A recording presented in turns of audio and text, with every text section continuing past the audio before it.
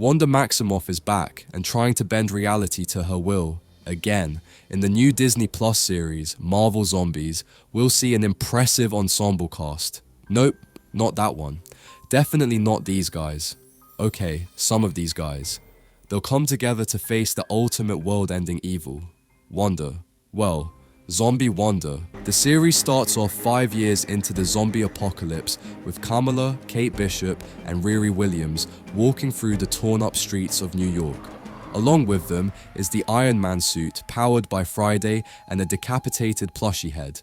So if you were planning to see an Iron Man cameo, this series wants you to abandon all hope from the first scene. The trio continues down the street when a Quinjet suddenly crash lands. They decide to check it out, hoping to find some valuable technology, but all they find is the corpse of a S.H.I.E.L.D. agent. When Riri discovers something hidden in the agent's stomach, Kamala is forced to violate the corpse to retrieve it, thinking it might be important. Just then, they all get attacked by zombie Hawkeye, one of the undead Avengers, so they decide to take cover and look for a chance to slip away. The girls eventually escape from Clint, with Kate even managing to swipe one of his trick arrows, hoping it will come in handy later. After, the girls head back to Kate's house, where Riri discovers the device is actually a powerful transmitter that was part of a last-ditch effort to save the planet. To access more information, they decide to head to an old S.H.I.E.L.D. base in Ohio and set off in one of Riri's tank cars, a mission Riri believes they barely have any chance of surviving. Meanwhile, a zombie horde led by undead Okoye surrounds the Quinjet as Hawkeye approaches with valuable information. Okoye then makes him her right-hand man, turning his eyes a terrifying and determined red, all in service to their queen.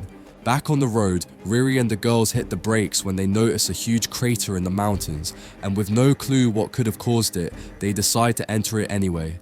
Moments later, they find themselves being chased by a zombie horde on the ground while being blasted by zombie Captain Marvel in the air. But the only reason they haven't been vaporized yet is because Earth's strongest Avenger isn't actually alone. Fighting against her is none other than Icarus, who isn't a zombie because he's technically a machine, but has spent the last 5 years trading blows with Captain Marvel in a never-ending battle with no victor.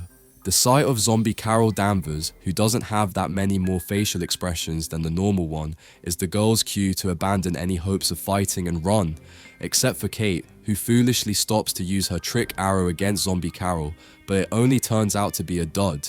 Kate gets vaporized for her dumbass mistake, and Riri gets bitten by zombies as she calls out for her.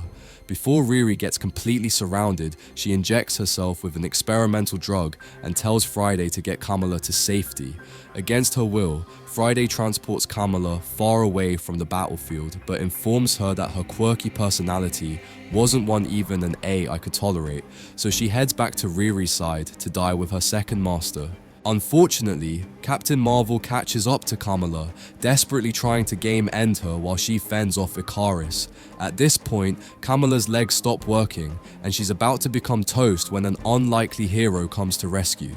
Hours later, Kamala wakes up and discovers her knight in shining armor is literally a knight, the Blade Knight. In this reality, Blade, half human, half vampire, full sword-wielding badass, became Khonshu's avatar. After, Blade tells Kamala that her friends are dead, but assures her she can cry about it on the way to Ohio. Hours later, they arrive at the S.H.I.E.L.D. base in Ohio. There, they find Yelena, Red Guardian, Melina, and other Widow operatives manning the base with Melina in control of her personal zombie horde. Kamala and Blade explain their mission, so Melina analyzes the device. She then explains that it was designed to send out a space frequency to the Nova Corps, an intergalactic authority who are said to have the technology to heal the Earth. However, the transmitter can only be used from space.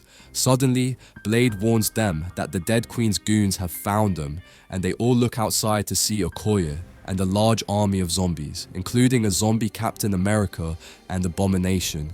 Melina deploys her bombs to take the zombie horde out, while the Widows stand guard to defend the base, but they're quickly overrun by the sheer overwhelming number of zombies on the lawn.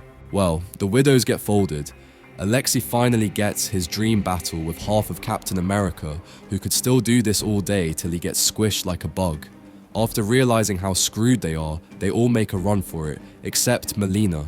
She tries to buy some time using her technology to control the zombies, but ends up a fatality. Yelena and Alexei mourn the loss of their fake wife and mother, while Blade gets info from Khonshu on where they can find a ship.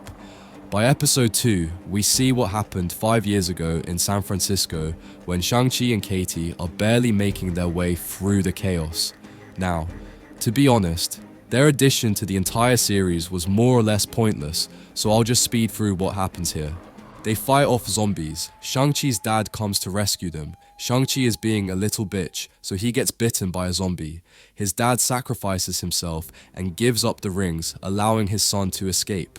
5 years later, Shang-Chi and Katie, who are definitely not in love or anything, audition for roles in the Mad Max universe. This time, Shang-Chi and Katie both share the rings and use them to fight for reasons unknown to me. They head to one of the last strongholds on the planet, where they bump into Alexei, Kamala, and the others, who are all seeking safety and a ship. Zemo is then revealed to be the leader of the city and agrees to let them come aboard his legendary ocean city, despite openly admitting to hating heroes. Gee, I wonder if this is a cause for concern. The heroes and this guy from Ant-Man make themselves comfortable on the ship as the city submerges. There, Alexei pushes Kamala to reveal the transmission device that could probably save the world and explains that they are actually heading for New Asgard. Meanwhile, Zombie Okoye smirks at the idea that the humans think they're safe because they're in the water. But beneath the waves is the menace, Zombie Namor. Back in the ocean city, Zemo plots to feed the heroes to Namor so he'd leave the rest of them alone. This is the secret behind their continued survival.